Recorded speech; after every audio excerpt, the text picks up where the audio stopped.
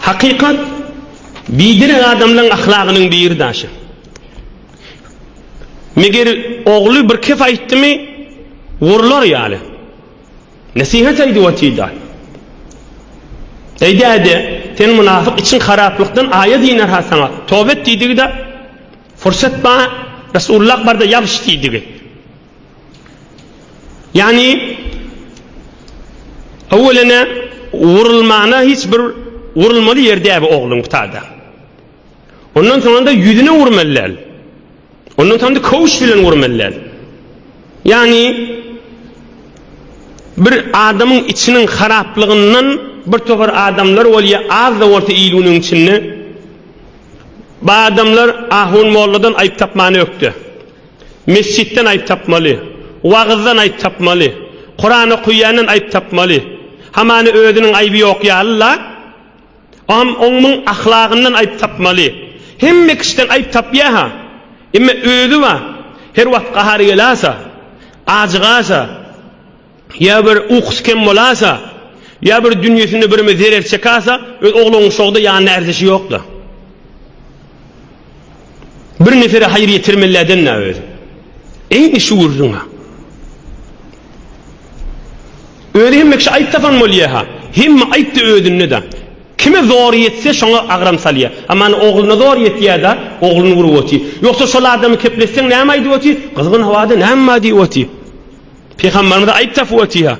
Oğlunu vurmak ayıp değil mi? Oğlun yüzüne vurmak ayıp değil mi? Koğuş bilen vurmak ayıp değil mi? Bidire adamların ahlakı da. Hazreti Mevlana aydiyada son gurusne mişevi, sert mişevi, tundu bet peyvendu bedrek mişevi deyip şol adamlara aydiyada. Adamları vardır, acığını it yanık içersin hırlap, vurup yenişek bulup ortaqlıcak bolup diyor. Ya uğus kim olsa, ya dünyası kim olsa, kimi zor yetiyamada şonu kıstacak bolup diyor. Son gurusne mişevi, sert mişevi, tundu bet peyvendu bedrek mişevi. Oturan yerine de hem kişiden ayıp tafam oluyor. İkinci kısaca der, nemi ödünden kişiden nasihat eşitmeler mi meger? Meger Hazreti Ebu Bekir Sıddık ödünden kişiden nasihat eşitmeyenmiştik mi?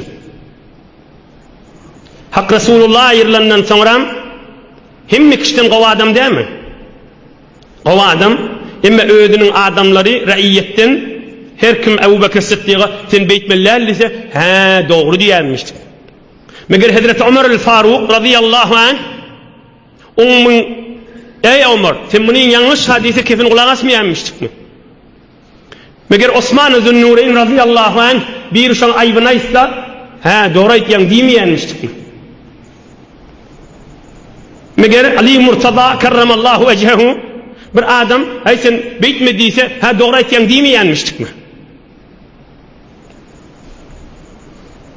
Hazreti İmam-ı Azam mezhep başımız Ebu Hanife radıyallahu anh bir vakt bir yerden bariyenmişti.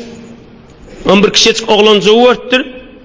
Bir sürfençek yerde kıyskaca uğurun hali. Bir sürfençek yerde yürüyüp bariyenmiştik. Şayet yol palçık bolsun hamana. Heccan oğul tayama yıklama deyiptir. Hazreti Ebu Hanife. Onu oğlan aydiptir. Ey Ebu Hanife deyiptir. Men taysama deyiptir. Ay deyiptir üstü başım kakarın deyiptir bir daha olur deyiptir. Sen alim adam sen tayama deyiptir. Sen taysan kan adam tayar deyiptir. Hazreti Ebu Hanife nâme diye radıyallahu anh. Şu oğlancık bana birin nesihati içimden geçişyanıp bir alim adamdan nesihat eşlemek diye. Ey oğlan sana yetiptir mi? Sen bana nesihat ediyen mi? Diyemişler adamlar. Mena taysam turar deyiptir bir daha bolor deyiptir. Ya ilayağım devulur ya devulmez deyiptir. Ya palçık bolor üstüme ya bolmaz deyiptir. Sen tayama deyiptir. Sen taysan kan adam iyiliğin ötüsü tayar deyiptir. Ama mağdamana diyen kefini ödde. Bir oğlancık bana bir nasihat aytti. Ölüyünce bana bir hak nasihat bollu içimden geçti. Ve men şu nasihatı tuttum diye vay diye. Kımıdam haberdar olup Allah'dan dilek kedim diye. Merd imanlı perişteli ala adamlar ışılar. Ödünden küçük olsa olsun. Aydiyan hak kefi senden menden olakon ki. Aydiyan hak kefi senden menden olakon ki. Meger hak hemme kişiden ola kanlar mı?